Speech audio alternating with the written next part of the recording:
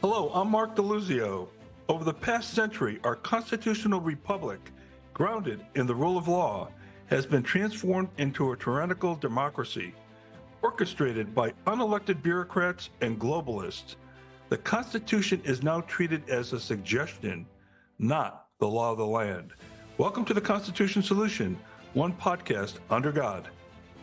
Hi, I'm Mark's co-host, Suzette Lawrence. Our intention is to explore the Constitution and discuss how our freedoms and constitutional rights are violated by those very politicians who took an oath on the Bible to uphold it. Learn how the Constitution is the solution to our country's problems. What do we need to do to restore our inalienable and enumerated rights? Class begins now.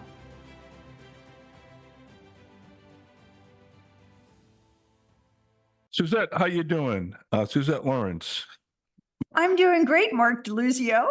I'm excited to hear what you're talking about today.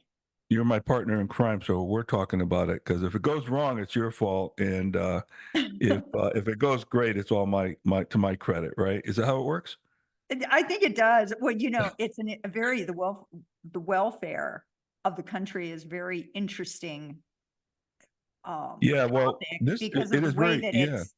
transitioned over the years. The original intent to what happened in the 60s to where we are today. So Yeah, and so this the ground people. This is episode 22, in case you're keeping track, and this is called the welfare state, and it's all about basically the whole concept of welfare. We talked a little bit about this back in the episode called Constitutional Clauses.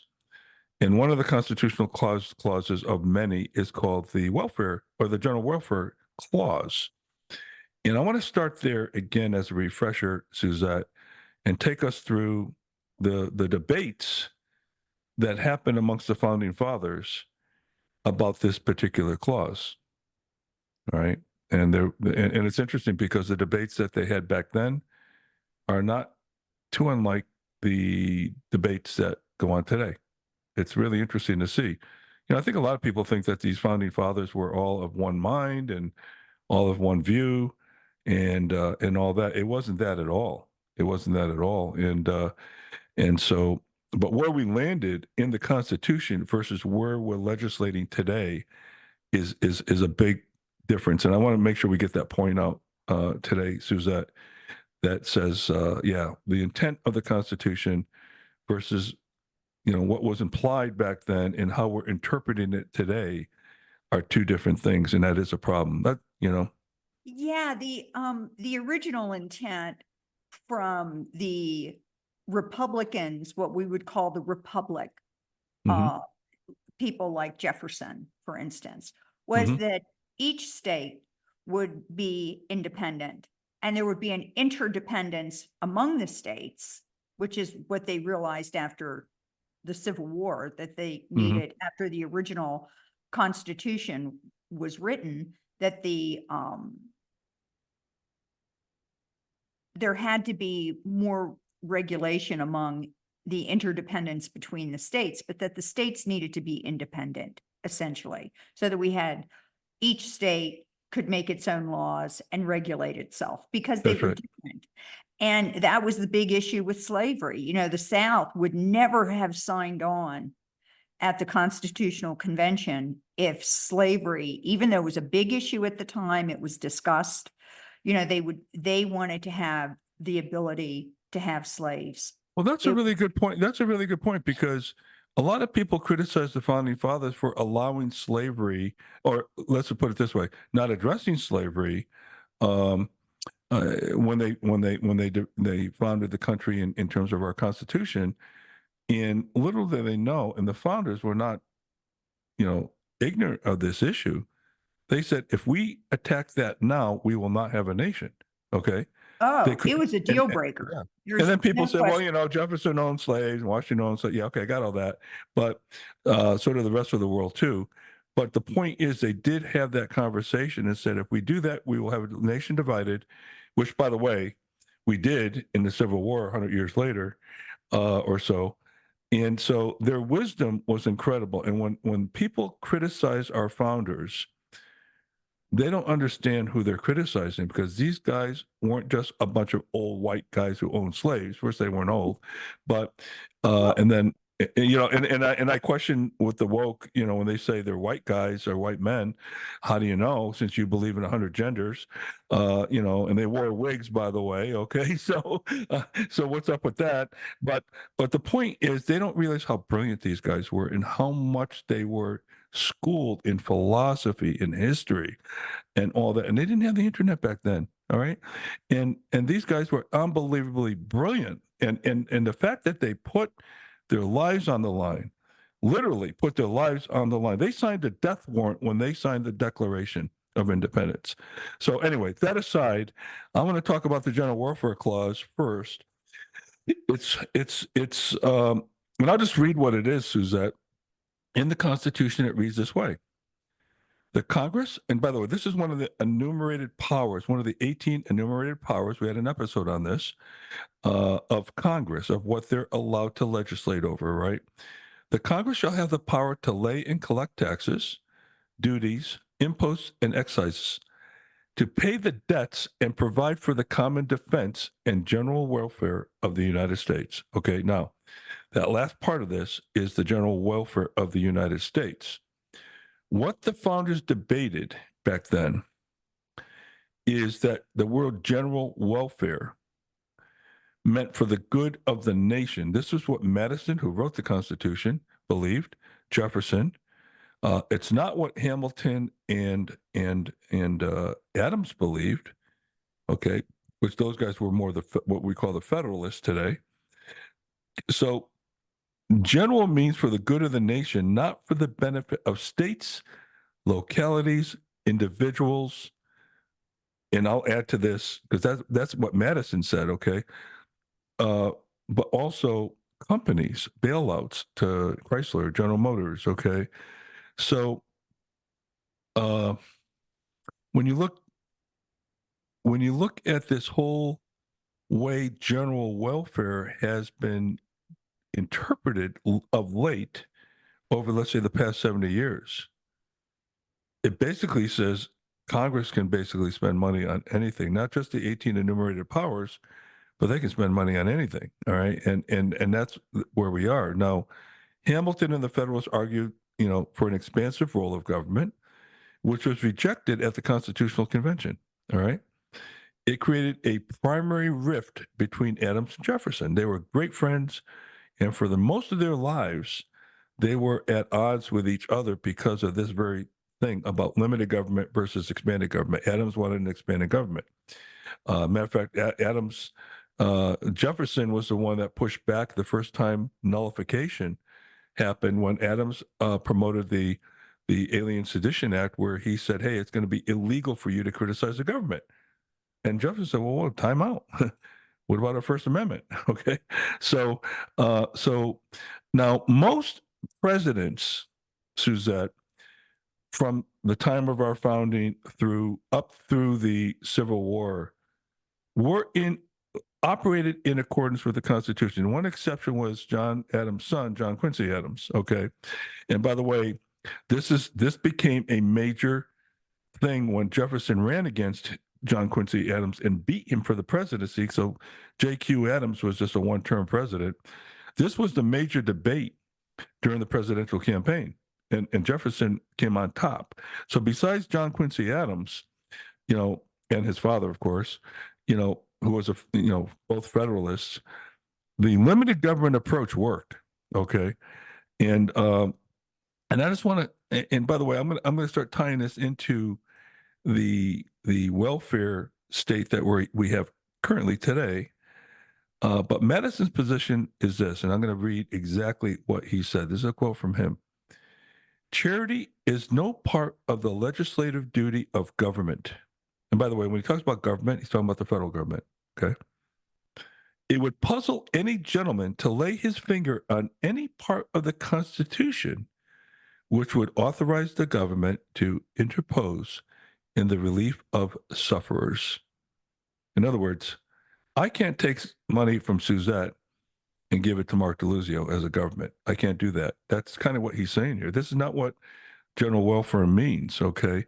In Federalist 46, he wrote, the general welfare clause is not a broad grant of power that would make the enumerated powers of Congress, which is Article 1, Section 8, superfluous and contradictory, but it's a limitation on the power to spend taxpayer money. I added that part in, taxpayer money. It's not their money, it's our money, right?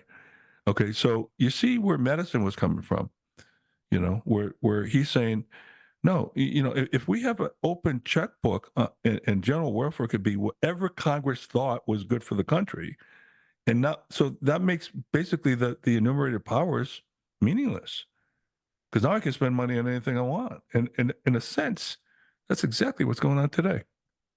Oh, there's no question that that tax dollars that are generated, I mean, we have a Federal Reserve that prints money. Taxes are collected to pay the interest on the debt to the Fed. I mean, it's just money in the front door and out the back door. Yeah, and by the Okay. way, you and I talked about this offline. Whenever the federal government takes $1 from Suzette and gives it to Mark, they own us both. They Well, own us and both. then they take a cut, right? So if they take $1 from me, they give you I like, won't get the dollar. I won't get the dollar. I might get 20 you're, cents. Okay. you might get 20 cents, right? And, and lots of, loud talk about how generous they're being. The Yeah. Yeah. largesse Yeah. It's amazing how of the generous they are with my money, right? Yeah. exactly, And your as money. they take their cut very quietly. So Suzette, yeah, let me ask you a question. Let me ask you a question. So you have a medical background. You're pretty steeped in all that goes on in that industry, more than your average bear, I believe. And I'm going to read something here that I picked up. It says there was a time when the expectation for government to feed the hungry, provide shelter for the homeless, and clothe the poor was nil. Okay. In other words, that wasn't the expectation of government. Okay. At never, one time. no. Uh, it was the work of charity, and you talked about this yesterday with me when you and I went to go visit Carrie Lake. Yesterday, you were talking to me about hospitals and before the Civil Rights Act, but until the Civil Acts Right of 1964, that whole notion now changed. That we are now looking to the government to take care of us, which, by the way, is in concert with the Marxist agenda. They want you to want to be dependent on the government, not yourself, and not you and your hard work and labor, but you need them. And by the way, the same thing goes for your God. Okay, they do not want you to pray to a God; they want you to pray to the halls of government, and that is right in concert with the Marxist agenda. But you were talking about hospitals. Why don't you give us a little view on that? How did hospitals work before all this kind of went down? Well, they were based on charity, and people would, philanthropists would donate money, churches would Yep. donate money. I Mhm. mean, when you think about the names of hospitals, St. Jude's, St. Luke's, you hear all these, all of the disciples are named in the Right. names of hospitals, and care was provided. If you were a physician, you were expected to give away a certain amount of care, period. No, Hmm. it wasn't you didn't get to the emergency room, and if you didn't have insurance, you were turned away. That was never that when I was a nurse in the 80s, we turned no one away. Nobody got substandard care because they didn't have insurance, even Medicare, even if they hadn't applied for whatever the government was offering. And this is in the 80s. But I know before then, people through their charity gave to people that were unable to afford care. And care was a lot less expensive before the government got involved. Yep. In the 30s, 40s, 50s, you broke a leg, it cost you $50. By the way, I I know. love I love the way they use the words too, because we had this way back when with Christie on Words Matter, where They call it the Affordable Care Act. There's no care involved at all, and it wasn't affordable. Okay, it was an act. It was an act of violating our constitutional rights by the government taking over healthcare. And it's interesting that you say that. By the way, when you said as a nurse in the 80s, I want to make clear to the people who aren't watching on YouTube, it wasn't 1880, right? It was 1980. Yeah, 1980. Okay. Okay. It's a I'm totally just checking. different, it was a totally different system, and it was a medical system that was not based on profit. It was based on service. On care. Yeah. Right. So you're Right. giving, you're in service to your community. By the way, you And you you didn't laugh hard enough at that joke that just went flat. I just thought that was funny, but I guess I'm the only one. But I'm sorry. Well, this is one of those really serious things for me I know. because a lot Sometimes you of gotta laugh, people, though. Really, sometimes you gotta laugh because the stuff that's going on today it's just mind-boggling, and that's why we're doing this, Suzette. That's why we're yep, doing, as I keep saying, we're doing this to let people know what's really going on, because I always want to tie this right back, Suzette, to the overarching globalist Marxist agenda that's going on right now. All these things that we debate, whether it's transsexuals and abortion and taxation and race and disparity and all this stuff, are all, quite frankly, red herrings to pit us against each other and mask what the tyrants are really trying to do with this country. And we are the one major stopping block that's stopping the globalists from a globalist government. Okay, with the U.S. And well, that's why we get exercising your stronger. constitutional right to say no. I mean, that's Mhm. just because just because you think everybody's saying something or everyone is doing something doesn't mean that it's right or that you have to do it or that it's legal, That's right. or that it's moral or that it's constitutional. I mean, Mhm. these are, propaganda campaigns are very effective. One of the reasons that healthcare moved to the government was because there was this idea that these charity hospitals weren't doing a good enough job. Well, actually, they actually did do a very good job. It was a point of pride for the communities to do so. And now Mhm. we can, make that same argument today. There are hospitals in this country right now that are not providing good care, that are limit the care the patient receives, because it's not part of the insurance program. So the minute you get profit into healthcare, it's lost. You mean to tell me that the government actually thinks, I mean, people actually think that the government can't run a hospital? I mean, don't they have a stellar record with the VA? I mean, It's so think about. I mean, embarrassing let me tell you something. When I and was running, painful, oh my God. painful. Well, not It, when you're dead. It's not painful, I heard horror stories from some Marines up in Prescott at the VFW, and they told me some horror stories about the VFW and how they basically kill people. Okay, real live people that are no longer here, their friends, their comrades in arms, who basically went to the VA. I won't go through the gory details of it, but it's absolutely criminal as to what's going on there. And anybody who thinks the government can do a better job at anything, okay, maybe with absolutely the not. exception of the military, although there are a lot of screwy things that go on there too, is it should have their heads examined because the government can't do good. There's no competition, first of all, and just all I have to do is ask you to think about your post office, or think about Amtrak, okay, and how that has been such a excuse the pun, but it's intentional, a train wreck. Okay, it's been a train wreck, and so yeah, we can't rely on the government to be good at anything, and that is just the bottom line. There, they haven't proved it yet. So let me get into the civil. So thanks for that, Suzette, because you have a view on these hospitals that not a lot of people have, and maybe not old enough to even remember how it used to be, right? And so bringing that up as an example is a good one. Now, the Civil Rights Act was passed in in 1964. Part of the Civil Rights Act was this section called the AFDC, which is the Aid to Families with Dependent Children. Okay. Now, there was a senator back then, Patrick Moynihan, and actually at the time he wasn't a senator, but he became a long-term senator. And he wrote the famous Moynihan report. And he was a Democrat, by the way, Suzette.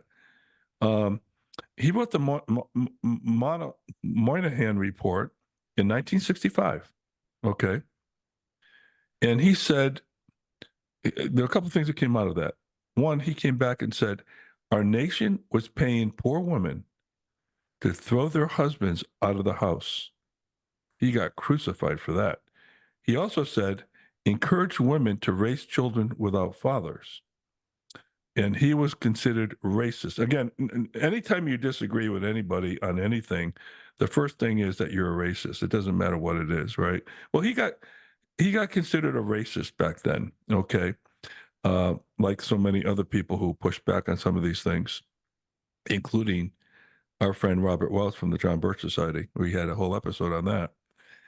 Now, his report, and he was the only one out of the whole crowd that was saying this, and we later find out he was right on the money.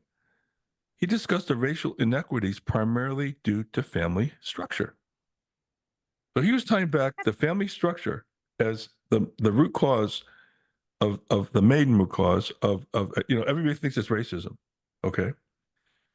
Now, Candace Owens has great numbers on this, like the number of illegitimate children in Black families that increased after this aid to families yeah, with you know dependent what? children. I got a couple of those happened. stats down below. I'm going to get to those. You're absolutely right, and they're mind-boggling, Suzette. You're absolutely right Destroyed about the that. families. It You know, destroyed Black and white families, but yeah, she's a it Black did. woman. She, has focused on this issue because she understands the race card Mhm. is played often and she's always countering it with the facts. So Those anyway, that say there's systemic racism, I was listening to Ben Shapiro the other night. He said, "You show me exactly where that is, and I'll be right there with you fighting it." And the liberal congresswoman couldn't do it. Um, you know, and by the way, I did all the math. I've got all the math on public assistance in terms of college tuition, loans. It is equal per capita to the Black race and the white race. There's no discrimination there whatsoever. But anyway, look, I'm not saying there's not discrimination in our nation. There is, okay? I know that for sure. But it is, when you really start thinking that is the root cause of this, and you start painting this boogeyman that's undefinable, that you can't put your arms around and address, then that's a problem, because you can't solve problems like that are just out there in the ether zone, right? So he came back and said, "Hey, look, the Moynihan report of 1965, Patrick Moynihan said that the inequities are based on family structure." Okay. And he tied this back. And now the liberals' take on this was they were calling for economic reform. In other words, let's just give these families more money. Okay. Your money, by the way, which right there is unconstitutional. And the conservative take is only racial self-help could produce the necessary changes in family structure. Okay. That's the two opposing views. Now, Moynihan argued that without access to jobs and the means to contribute meaningfully to support a family, Black men would become systematically alienated from their roles as husbands and fathers, right? Which would cause rates of divorce, child abandonment, and out of wedlock births to skyrocket in the Black community, a trend that had already begun in the mid 1960s, right after this was found, leading to vast increases in the number of households headed by simply females. Okay. And so he advocated programs for jobs, vocational training. He advocated for educational programs. Okay. Now, interestingly enough, The Moynihan report was praised by two noted economists, and two or three of my favorite. Okay, Walter E. Williams, God rest his soul, and Thomas Sowell, who's still living today. He's in his 90s. To me, those are two of our greatest economists. Oh yeah, by the way, they were both black. Isn't that interesting? Oh, they were painfully aware of Thomas Sowell. I mean, I've listened to him lecture on many occasions. They'll tell you firsthand what the facts are compared to what the propaganda is. And, one of the things I think with this whole welfare piece that I remember learning years ago, because a lot of this came in with LBJ and, what was his program? He had this whole like welfare program that was going to change and uplift the country. I can't remember the name of it off the top. By the way, it was later reported, and that when first of all, LBJ was a noted racist. Okay, Oh, just like your buddy Woody Wilson, Woodrow Yep. Wilson was a racist. Okay, but I read somewhere, and I believe this to be true, but that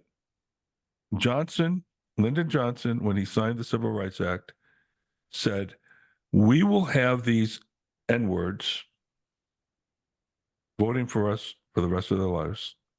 Okay, that's what he said, and that's all he cared about. All right, and so it was all about power and all that. So anyway, Well, but one of the things, my point in bringing LBJ up was the whole point of the welfare system was to keep the minimum wage low. So you'd purposefully keep people out of the workforce. I know that sounds crazy, but it was cheaper to raise taxes on people to pay for these benefits that they were going to give to these poor people. And then the poor people would be limited on how much they could work, where before, like anybody else, they're out hustling, working to pay their bills. Well, now they can't do that. It's illegal to do that. It's illegal to be, you're not going to get that help from the federal government if you're married. You're going to get more help if you're single. You're going to get more help if you have more children. And that's going to keep the mother from working, the husband or the father from being the husband, and legally in the family. So does that make sense? It was a way to keep people out of the workforce in the same way that our open border today, same playbook, open border today over these past 10, 15 years of illegal immigration, where it's just gone through the roof, has allowed illegal people, undocumented people, to take jobs from citizens, and so I have a problem calling them undocumented because these states that issue them driver's license, now they're documented. Well, these and a lot of them people are these illegal aliens. They're criminals. They broke our laws. The minute they step foot in, they're criminals and they broke our law.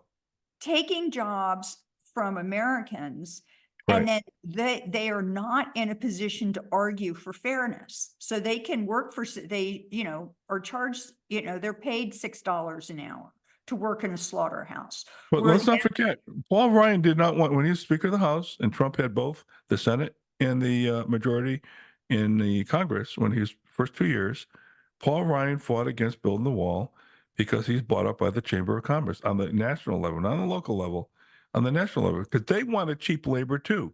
Okay. And so both parties wanted illegal immigrants, but for different reasons. Okay. And Paul Ryan was a total disaster as far as I'm concerned. And it's no question why Fox News went down the tubes when they assigned Paul Ryan to be on their board. But anyway, let's get back to, so the point I want to make here is let's just go back one more step here again, Suzette, and say to ourselves, the General Welfare Clause and how we interpreted it. The Supreme Court now has interpreted the General Welfare Clause to be whatever basically Congress thinks is good for the nation. They could pass spending, because remember, all the spending starts in Congress, doesn't start in the Senate. Okay. So whatever they feel is for the benefit of anybody and everything is now fair game. So basically, the 18 enumerated powers in Section 1, Article 1, Section 8 are no longer the confines of what Congress can do with our money. That coupled with the gold standard being lifted in 1972 by Nixon and allowing the Federal Reserve to print money, which is the reason, which is by definition inflation. Okay. Um, is what led to all of this. So now you've got basically a open checkbook on all these congressmen and politicians who are trying to get elected, and they're using our money to do that. Basically saying, "Hey, I'm going to bring back $200 million to build that bridge in the state of whatever." Okay, well, no, that's not part of the founding and the limited government that we had with Madison and Jefferson and what the general welfare clause really meant. So the way we now interpret, the courts interpret this general welfare clause is the reason why this happened. It's a reason why it was allowed for us to bail out these auto companies, to use money for Solyndra and these solar powered companies, all this unconstitutional spending. So we're going to do a episode, Suzette, on how much of our budget in detail is unconstitutional. Okay. And when I was running for Oh, Congress, I was asked by Mark Meadows if I got elected to join the Freedom Caucus. I said, yeah, I'd be happy to. I said, but let me ask you guys a question. If we're all such staunch constitutionalists in the Freedom Caucus, how the hell can you guys vote for any budget that comes along? You know, well, it's unconstitutional. The budget is. I don't care what president is pushing it. It doesn't matter to me. Okay, it's unconstitutional. There's so much unconstitutionality in the budget. How could you ever vote for a budget? And I think Rand Paul was known. I mean, Rand Paul's father, Ron Paul, Dr. Ron Paul. Paul, Ron Paul was known as Dr. No because he basically said no on almost every spending bill because it was unconstitutional. And that's exactly what we need in Congress right now. But you're not going to get that. Well, I'm going to get back to that in a minute because I want to come back to the political impact on this type of open checkbook policy on our nation. Now, by the way, let's get back to the Moynihan report. And just look at some stats that you were alluding to, Suzette. In 1960, the illegitimacy rates for blacks was 21%. In 2021, it's 70. Okay. Yep. For whites in 1960, it was 2%. It's now 25% in 2021. Okay. Single mother households. In 1960, blacks accounted for 20% of black households were single mother. Now it's 45%. Matter of fact, when I saw that number, I thought it was too low. And then for whites, it went from 6% in 1960 to 16%. Okay, so both of these had dramatic increases, and that's a problem, right? Keep in mind that abortion is also a factor now. Yeah, So I'm going to have to bring that up on our. We didn't do an abortion one yet, but I think we're going to do that, right? And I did some math that basically said how many Black Americans would be alive today if because they are disproportionately aborting more blacks than whites on a per capita basis. And right now, I think I came up with a number. Don't hold, I will check this again and redo the math. But right now, the black population roughly is 13 to 14% of our total nation population. It would be pushing 20% if it wasn't for abortion. That's assuming since a certain date, I think it was 1990, I picked it, that said if all the white babies weren't aborted and all the black babies reported and all the other races, and I just did all the math and figured out what would the population be now, okay, it would be close to 20% of our nation would be the black community, okay? And right well, now the it's still, eugenicists and who are the globalists as well yep. play the long game. There's no question about it. And Yep. and by the way, I did a quick look. Lyndon Johnson, who introduced this welfare system, Mhm. it was called the Great Society. And the idea, what he claimed, he said it would be the total elimination of poverty and racial injustice. This Yeah. coming from one of the biggest racists and biggest disruptors of our constitutional republic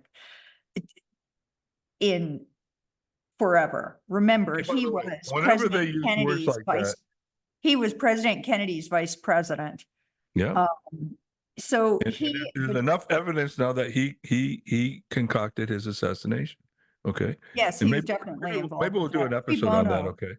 Who Yeah, we'll do an bono episode on that. benefits. But he was like into this major federal programs that address civil rights, education, medical care, urban problems, rural poverty, and transportation. So this is like, talk about general welfare. He totally misinterpreted what the founders were talking about. No, he didn't. We're No, no he didn't. longer talking He about knew a it. constitutional Hey, republic. look, We're talking essentially about a coup. we make the mistake. We make the mistake of thinking they're ignorant and they don't know. Okay. Same with Biden. Oh, he's an old guy. He doesn't know what he's doing. Bull crap. He knows exactly what he's doing. These people know exactly what the Constitution is. Okay. I mean, there's some unbelievable constitutional scholars that are using their knowledge of the Constitution and knowing they're violating it, but able to craft a message that basically supports to the uninformed what they're doing. Okay. They do know. And to me, all of this is deliberate. And Johnson, no different. He knew exactly what the Constitution was. He was no dummy. Okay. And he knew exactly what he's doing. This is where you start talking about people who are evil. Okay. And that's really what's going on here. I kept getting asked. Well, I kept getting asked. Yeah, exactly. I mean, they were against the Constitution. Yeah, They were carrying on that progressiveness that Wilson, he didn't introduce it, but he really, fired it up, he set the tone. Yeah, he really did. Yeah. He is just By the way, such. I got asked on the constitutional when I was running for Congress on the campaign trail, Mark, what are you going to do to meet them halfway? Okay. I go, well, let me ask you. I said, what does that even mean? I said, geez, are you going to, am I supposed to negotiate how many babies we're going to kill every year through abortion? Okay. If the answer is not zero, then I'm not negotiating. Am I supposed to negotiate which guns they want to take away and which they don't? Or how many rounds I could be able to keep in my magazine?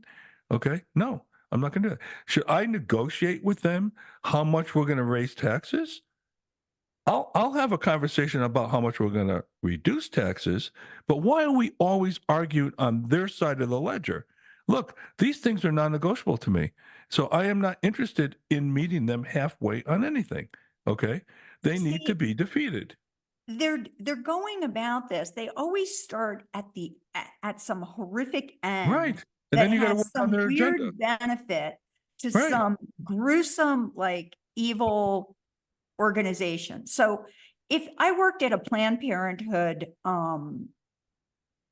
office in Breckenridge, Colorado in 1995, and actually 1996, and the nurse practitioner there, I was working as a midwife, so I was seeing just general GYN patients. She ran a school program at the Breckenridge High School. And she separated the boys from the girls, and she taught them about preventing pregnancy. Okay. That was her whole thing, was how do you not get pregnant? How do you say no? How do you keep yourself out of situations that, and I cooperated with her on that. How do you keep yourself out of a situation where you end up making the wrong decision? And this was so successful. We had one pregnancy in the 3 years that I was there, one pregnancy, and it was a young girl who did get pregnant, did not want to have an abortion, and kept her child. That's what happens when you actually educate children that are becoming adults. Well, unfortunately, they are being educated, but no, now it's like right to abortion. And as my uncle, who's a physician, used to say, if we're going to talk about abortion, let's start alphabetically and talk about abstinence first. Yep. Yep. how we, help children to not get themselves in that situation. So I just throw that in because Mhm. when you access the community brain trust, you get such better results. You get, Suzette, we're coming right back to exactly why you and I are doing this podcast, okay?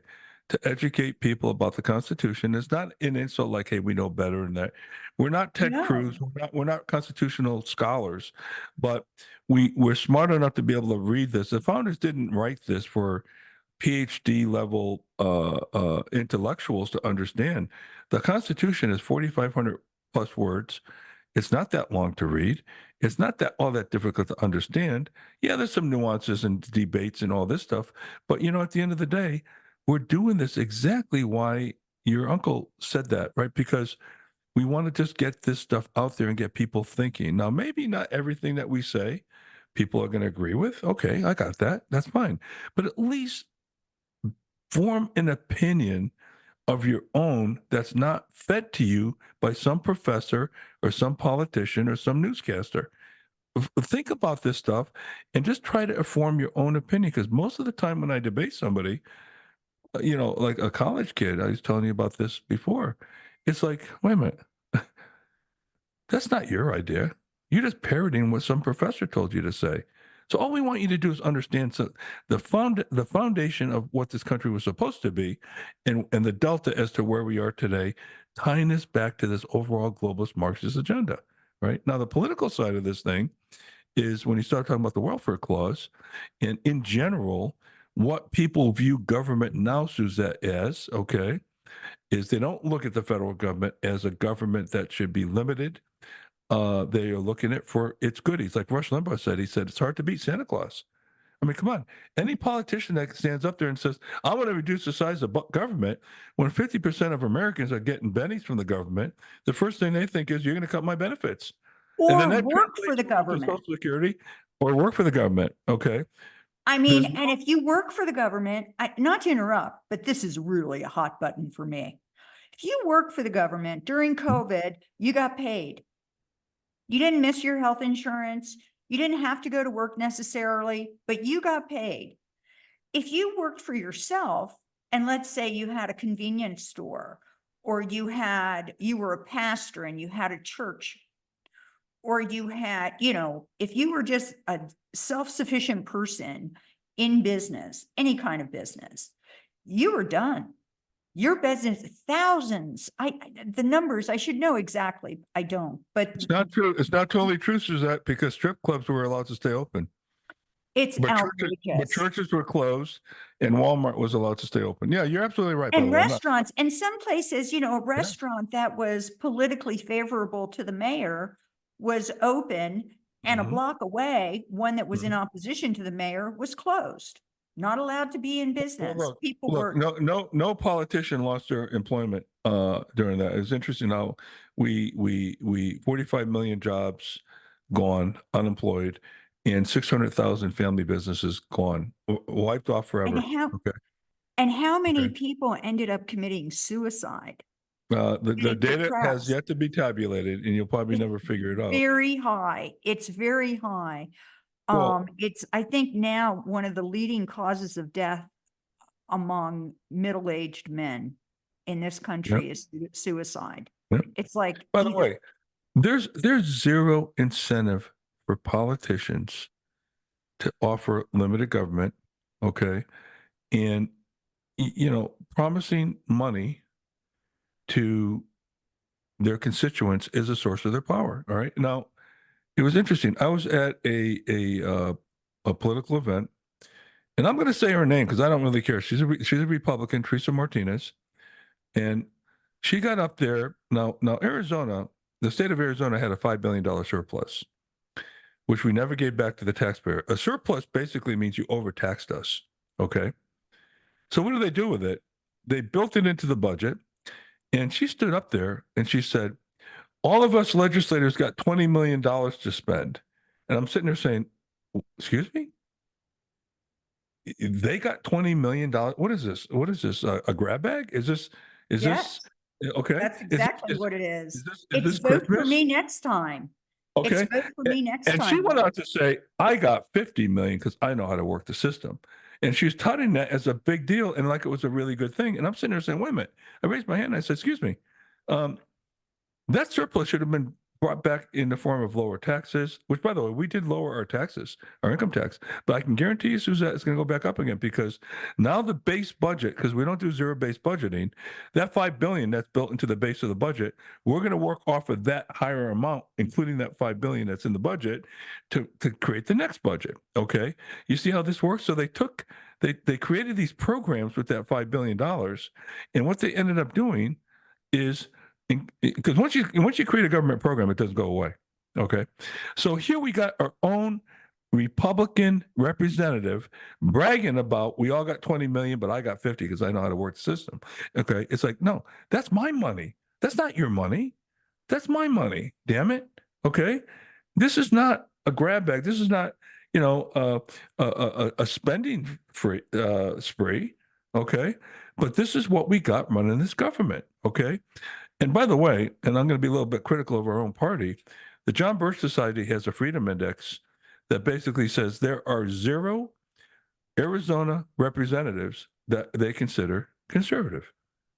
And I believe it. 0. It's there's less and less distinction between Republicans and Yeah. Democrats. Yeah.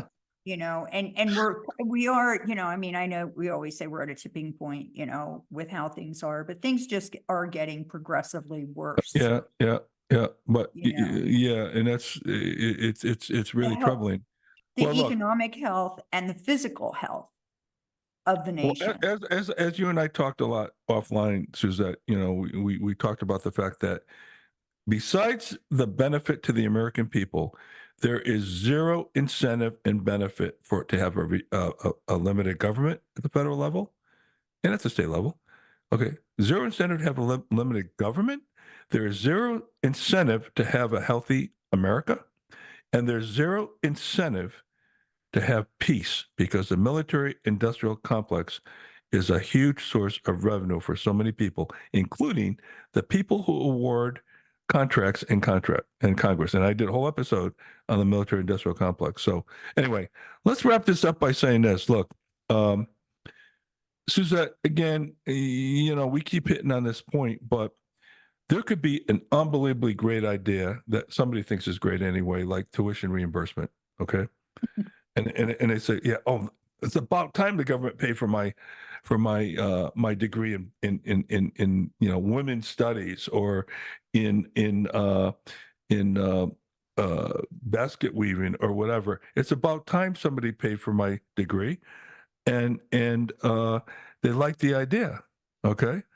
And then we get into a debate about whether or not it's fair. So this is the kind of debate I heard about tuition reimbursement. Remember, Biden threw that out there just to get votes. Okay. He knew constitutionally it would get knocked down by the Supreme Court, which, by the way, it did. Okay.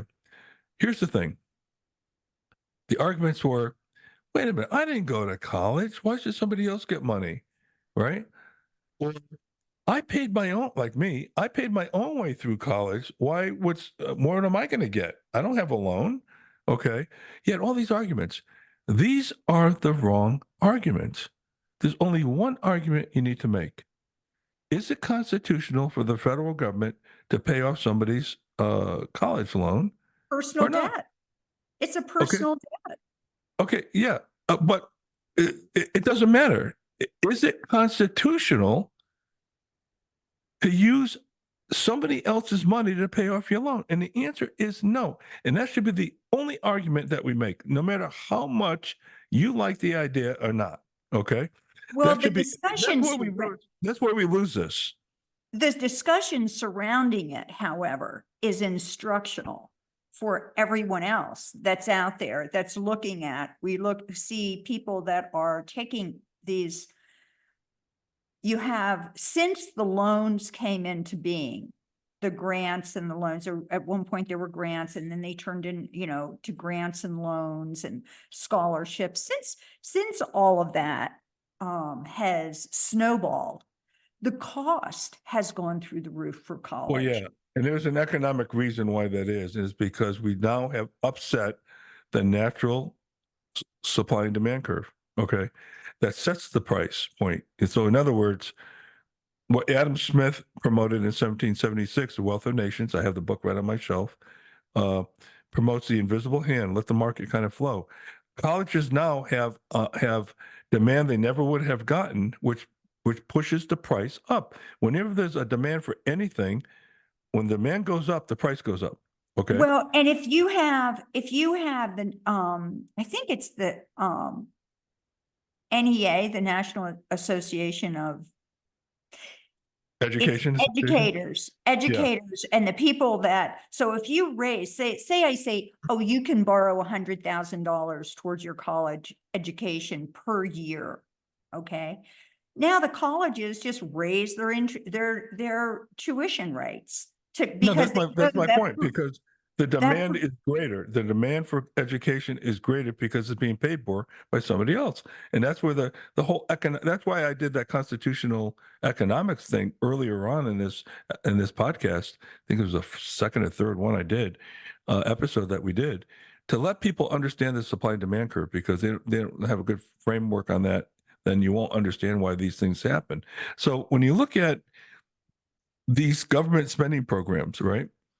And you start arguing over the merits of welfare, of corporate bailouts that you talk about, of tuition reimbursement, of COVID relief.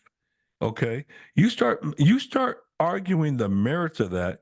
You've already lost the argument because those programs are unconstitutional. Okay, you've already lost the argument. Now you're arguing on their turf and the merits of their dumb idea.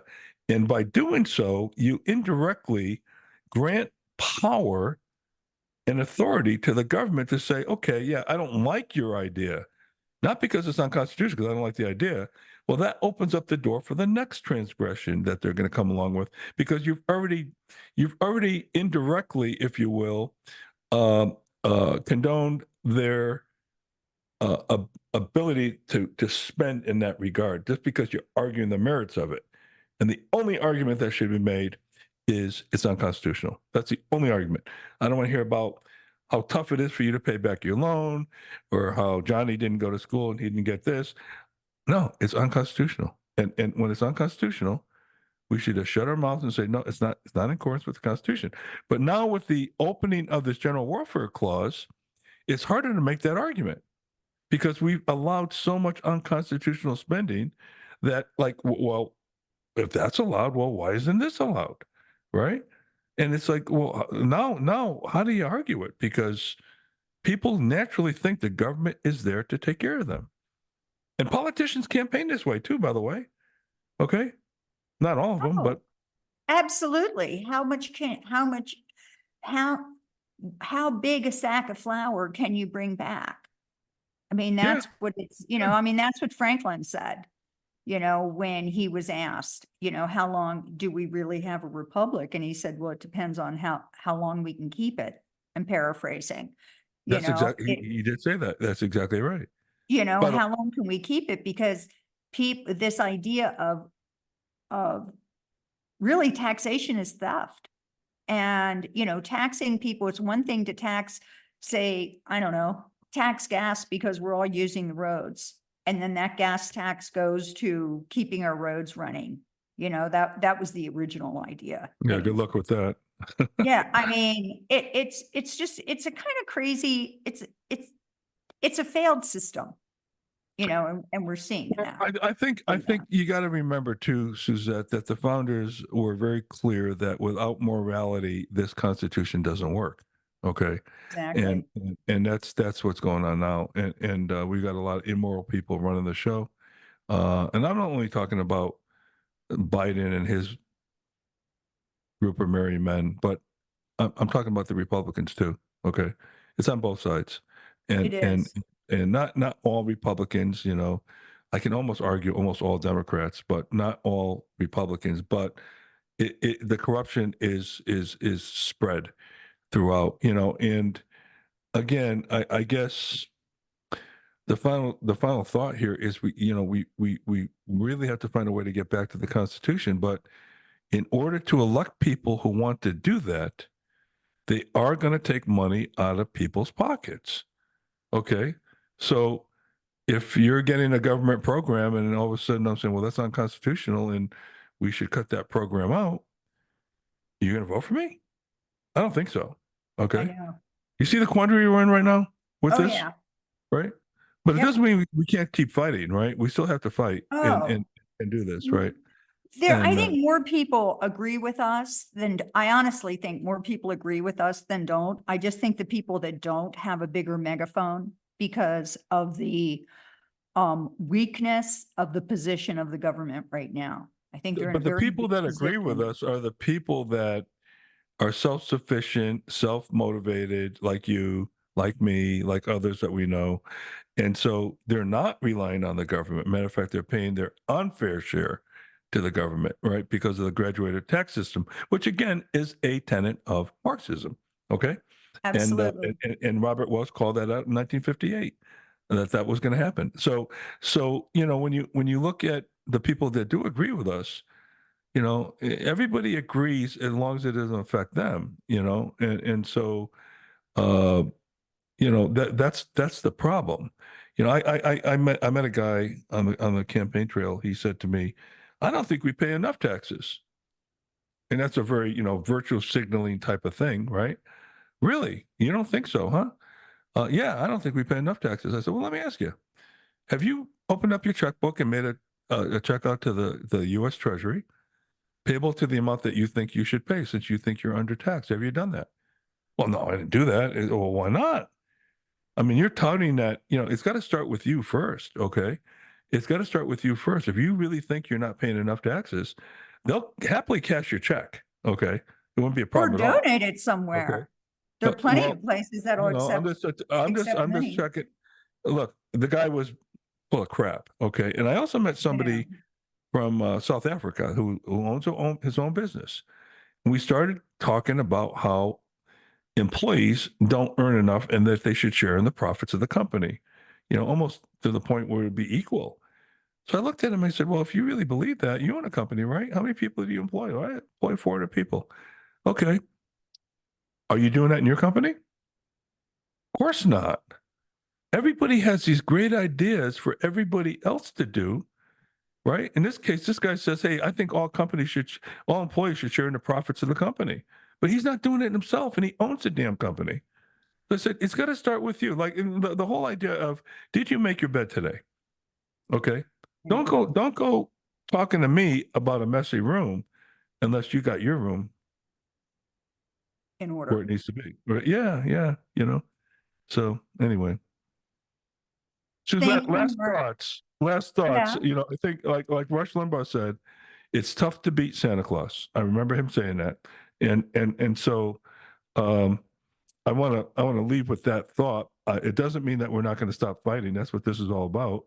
But we got to get people educated as to what the overarching demise is going to do, and forget about us for a minute, about our kids, our grandkids, and that's really what we're fighting for. I think right now, one of the biggest problems we have is the war machine, the absolute destruction that America leaves in its wake around the world. Ukraine, there are millions of people. They have at least And 500,000 by the way, soldiers being I love killed. the way that we went into Iraq and that we're going to, get rid of Saddam Hussein and we're going to, democratize, if you will, to use a word that they use, Iraq, and now we're bombing Iraq. Isn't that interesting how that works? It's, the whole war piece is, I think, what's really ultimately destroys republics. And I think that's what's happening. That's my personal feeling. And Well, the go back to fact the that military. that The southern military. border is Yep. open, not to override you, but that southern border is open. And Yep. all of the enemies that we've made in these countries are coming into our country now. Oh yeah. Everything that, Yeah. my main concern is that everything that the US has done around the world, whether it's the CIA overthrowing 60 governments, which is their tally Yep. as of Yep. most recently, or the government, waging war against civilian populations, that is going to come home to roost. It's unbelievable. Yeah. I mean, you go back to So the Bay of we are, Pigs. The Bay of Pigs in Dulles, who was the head of the CIA, we named an airport after him, for crying out loud. Dulles was Kennedy's CIA director, and he's the one that convinced Kennedy to take out Castro. And that's where the Bay of Pigs got all messed up. That whole operation got screwed up, and that led eventually to the Cuban Missile Crisis. We had missiles in Turkey, supposedly pointed at Russia.